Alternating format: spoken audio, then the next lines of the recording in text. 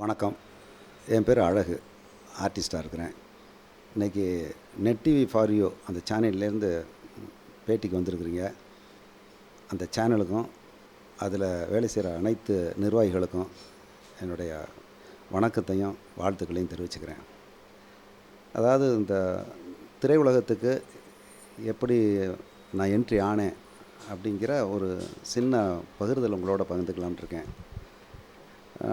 சென்னைக்கு ஒரு 70 வந்துட்டு ஒரு நிறுவனத்தில் வேலை பார்த்துக்கிட்டு இருந்தேன். அப்போ எனக்கு குரு கோபாலன் குருக்கள்னு சொல்லிட்டு ஒரு கேரளாது கலரி அண்ட் கராட்டே. அப்போது கராட்டேலாம் வரல, இந்த என்ட்ரி ட்ராக்கான இந்த படங்கள் இதெல்லாம் வரல.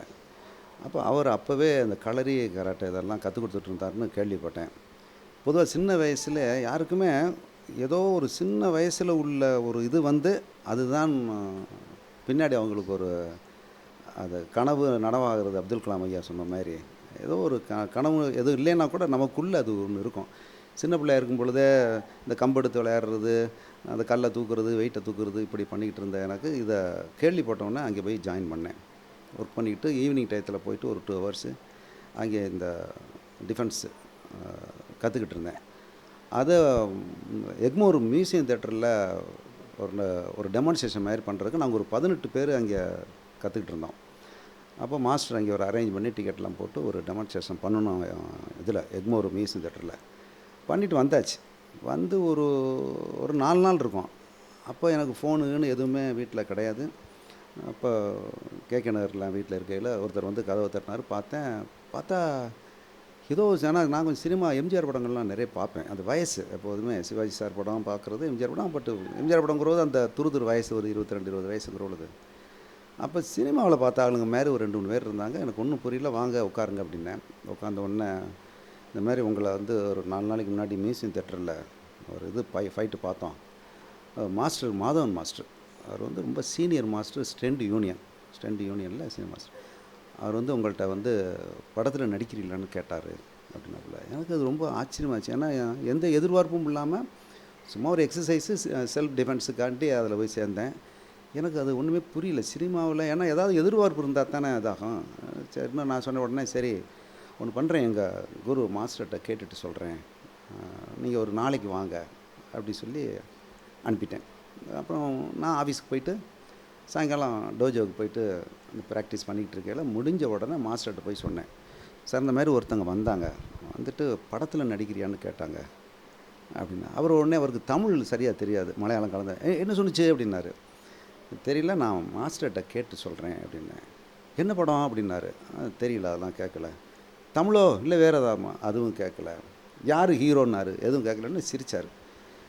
சொன்ன உடனே உங்கள்கிட்ட கேட்டுட்டு சொல்கிறேன்னு சொன்னேன். அழகு போய்க்கு அழகு அப்படின்னாரு. அதான் மலையாளம் கலந்து இது ஒன்றாரு. முடிச்சுட்டு வந்துட்டேன். 2வது நாள் வந்தாங்க. வந்து மாதவன் மாஸ்டர் வீடு வந்து ட்ரஸ்ட்டுபுரம், அங்கே உங்கள்கிட்ட கொஞ்சம் பார்க்கணுன்னு சொல்லி கூட்டுற சொன்னாங்கன்னு வந்தாங்க. போகும்போது சொன்னேன், இந்த மாதிரி நான் மட்டும் வந்தால் இதாகாது, அங்கே ஏதாவது செய்யணும்னா எனக்கு ஒரு பேர் வேணும் அப்படின்னு சொல்லிட்டு ஹரின்னு ஒருத்தர் ரொம்ப அருமையாக பண்ணக்கூடிய பையன். இன்றைக்கி அவர் காலமாகி 4-5 ஆண்டுகள் ஆயிடுச்சு. அவரை கூட்டிகிட்டு இந்த மாதிரி ஒருத்தர் கூட்டிகிட்டு போனால் தான் இதானா சரின்ட்டு அவரையும் போய் கூட்டிகிட்டு மேலே போனோம். மேலே மாடியில் போனால் அங்கே எம்ஜிஆர் படத்தில் இருந்த ஒரு 10 பேருக்கு மேலே இருந்தாங்க. மொட்டை ராஜு சார், அப்புறம் பேர்கள் தெரியுதுதாங்க இருந்தவுடனே இவ்வளோ பேர் இருக்காங்க அப்படின்னா மேலே மொட்டை மாடி. உடனே மாஸ்டர் வந்தார். அவர் சும்மா ஆள் சிங்கம் மாதிரி இருப்பார். ஆள் இன்றைக்கி இருக்கார். கிட்டத்தட்ட இந்த பேட்டியை கூட பார்ப்பார். ஏன்னா அவங்களெல்லாம் நான் சொன்னால் தான் நான் வந்து இந்த கலைக்கு நன்றி உள்ளவனாக இருப்பேன். நான் எங்கேருந்து துவங்குகிறதுன்னு சொல்லுவாங்க. இவங்கெல்லாம் என்னுடைய திரை உலகத்துக்கு துவக்கம். குருக்கள் மாஸ்டர், அதே மாதிரி மாதவன் மாஸ்டர் தான் என்னை இந்த திரைப்படத்தில் என்னை திரைப்படத்துக்கு கூப்பிட்டு போனவர் அவர்.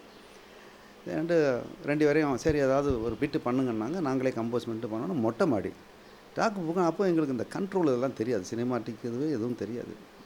சும்மா ஃபோர்ஸாக ஒரு ரியல் இது மாதிரி பண்ணணும். ஐயோ நிறுத்துங்க, ஐயோ இன்னும் மாடியிலேருந்து விழுந்துட்டீங்கன்னா கொலைக்கேஸ் ஆகிப்போங்கய்யா, நிறுத்துங்கன்ட்டார்.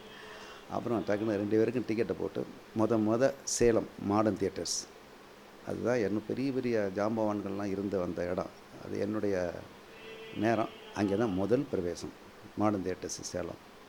அங்கே போனோம். யார்கிட்ட பண்ண போகிறேன் என்னன்னா கேட்டுக்கல, ஏன்னா அவங்கள்ட்ட போய் என்ன வயசு குட்டி போனாங்க. போனோம். மாஸ்டர் வந்தார், மாஸ்டர் வந்தார். அப்புறம் வந்துட்டு அங்கே போன உடனே பார்த்தா பெரிய செட்டு போட்டு பெரிய மாளிகை போட்டிருந்தாங்க. அப்போ ஆர்டிஸ்ட்டு லேடி ஆர்டிஸ்ட் அவங்க வில்லி அவங்க. அப்போ ஜெயசங்கர் சாரை பார்க்குறேன், எனக்கு ஷாக்கு. ஆனால் அவர் ஜேம்ஸ் பாண்ட். அப்போ ஜெயசங்கர் சார் இருக்கார், ஃபைட் அவர்கிட்ட தான் பண்ண போகிறேன்னு எனக்கு ஒரு பதட்டம் வேறு, ஒரு பயம் வேறு. என்னடா இது இப்படி இது இருக்குது, இவர்கிட்ட போய் பண்ண போகிறோமே அப்படின்ட்டு ஒரு இருந்துச்சு. அப்புறம் கம்போஸ் பண்ணி அவர்கிட்ட அறிமுகப்படுத்தினார், இந்த மாதிரி அழகு, இந்த மாதிரி கராட்டே ஃபைட் அப்படியான்னு சொல்லிட்டு ஃபைட்டு ரிஹர்சல் பார்த்துட்டு ஸ்டார்ட் கேமரா ஆக்ஷன்னாங்க. எனக்கு இந்த சினிமா டைமிங்ஸ் எல்லாம் தெரியாது. ஸ்டார்ட் கேமரா ஆக்ஷன்னாங்க. டக்குன்னு இந்த ஸ்பின் கிக்கு 2 கிக் பண்ணிவிட்டு தோணணும். டக்குன்னு நின்றுட்டு இருந்தேன். ஸ்பின் கிக் பண்ணேன். நான் கால் அவர் குனியறதுக்குள்ளே கால் போயிடுச்சு ஸ்பீடாக. அப்போ கொஞ்சம் அந்த வயசு கொஞ்சம் ஸ்பீட் இருந்திருக்கும்.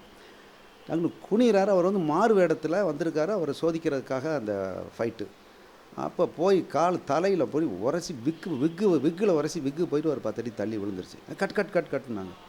டக்குன்னு மாஸ்டர் எல்லோரும் என்னது போய் அவரை அடிச்சிருந்தான்னு உடனே அவர் இன்றைக்கி இறைவனடியில் இருக்கார்.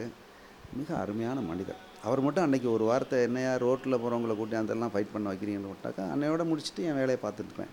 அவர் ஒன்றுமே சொல்லலை. ஒருத்தரும் ஒன்றும் சொல்லாதீங்க, கொஞ்சம் இருக்குன்னு என்கிட்ட வந்தார். வந்துட்டு இந்த மாதிரி உங்கள் பேர் என்ன அழகு அப்படின்னாரு. ஃபஸ்ட்டு வார்த்தை சொன்னார், வித்தியாசமாக இருக்குது ஃபைட் அப்படின்னாரு. தேங்க்ஸ் சார் அப்படின்னேன். ஆனால் அது வந்து சினிமா, அடிக்கிற மாதிரி அடிக்கணும், லைட்டாக தான் படணும், விழுகிற மாதிரி வரணும், ஜாக்கிரதை இருக்கணும். நாளைக்கு 2 பேருமே இந்த ஸ்பாட்டுக்கு வரணும். நீங்கள் ஒரு ஹாஸ்பிட்டல், நான் ஒரு ஹாஸ்பிட்டலில் படுத்துடக்கூடாது அப்படின்னாரு. சிரிச்சிட்டு சரி சாரி சார், ஐயோ அதெல்லாம் ஒன்றுமே இல்லை, நீங்கள் ஃபங்க் ஆகாதீங்க, ஒன்றுமே இல்லை பண்ணுங்கன்ட்டு முதல்ல அந்த படம் தான் எனக்கு துணிவதனை. கிட்டத்தட்ட 100 நாள் ஓடிச்சு. அப்போ அந்த புரசவாக்கம் தியேட்டரில் அந்த படம் ரிலீஸ்னாங்க. அப்போ நான் சைக்கிள் வச்சுருந்தேன். சைக்கிள் எடுத்துக்கிட்டு புரசவாக்கத்துக்கு போய் தியேட்டரில் உட்காந்து பார்க்குறேன். அந்த ஃபைட்டு வருது, எல்லோரும் கை தட்டுறாங்க. கை தட்டோன்னு எனக்கு அப்படியே ஒரு மாதிரியா, இந்த அனுபவம் எனக்கு கிடையாதுல்ல, ஒரு மாதிரியா இருந்துச்சு. என்னடா நம்மளை பார்க்குறோம், நம்மளை பார்த்து கை தட்டுறாங்க. நமக்கு வெளியில் வரும்போது ஒரு 2 பேர் மட்டும் கண்டுபிடிச்சாங்க, இந்த பையன் தாயா பண்ணேன் ஃபைட்டு அப்படின்ட்டு. இந்த மாதிரி தான் என்னுடைய திரைப்படத்தினுடைய அந்த துவக்கம். ஒரு அருமையான மனித நேயம் உள்ள ஒரு மனிதர் ஜெயசங்கர் சார்ட்ட ஆரம்பிச்சு அவரை பார்க்கும்போதெல்லாம் சொல்லுவேன், சார் உங்கள்கிட்ட தொட்டு நீங்கள் என்னையை தொட்டிங்க, இன்னும் ஃபீல்டில் இருந்துக்கிட்டு இருக்கேன். என்ன ராஜா ஃபைட்லாம் அப்படின்னு பாருங்க. அவ்வளவு ஒரு அருமையான மனிதர். அவருடைய ஆசீர்வாதம் இன்னைய வரைக்கும், இந்த பேட்டி வரைக்கும் நான் இருக்கேன்னா துவக்கம். முதல்ல சொன்னேன் எங்கேருந்து துவங்குகிறதுன்னு, அவர்கிட்ட துவங்கினதான். அதுக்கப்புறம் தமிழ், மலையாளம், கன்னடம், ஹிந்தி, ஒரே ஆங்கில படம் மாதிரி நிறைய பண்ணியாச்சு. இப்படி தான் என்னுடைய திரைப்பட துவக்கம் தொடங்குச்சு. இப்போ எவ்வளோதோ சேனல்ஸ்கள் இருக்குது, அதை நான் எந்த விதத்துலேயும் குறை கிடையாது, அது இருக்குது. ஆனால் இந்த சேனலுக்கு ஒரு தனி சிறப்பு என்னென்னா, நெட்டில் எப்போ வேணாலும் பார்க்கலாம். நம்ம ஒரு டைம் பார்த்தாச்சு இதாகிரும் இல்லாமல், எந்த உலகத்தில் இருந்து, எங்கே இருந்து, கிராமத்துலேருந்தும் பார்க்கலாம், பெரிய ஃபாரினத்துலேருந்து பார்க்கலாம், எப்போ வேணாலும் பார்க்கலாங்கிற ஒரு தனி சிறப்பு நெட் டிவி ஃபார் யூ அப்படிங்கிற இந்த சேனலுக்கு உண்டு. இந்த சேனலுக்கு என்னையும் மதித்து வந்து பேட்டி எடுத்ததுக்கு இந்த சேனலுக்கும் அதில் நிர்வாகத்தின் அனைவருக்கும் என்னுடைய நன்றியையும் வணக்கத்தையும் தெரிவித்துக் கொள்கிறேன். வணக்கம்.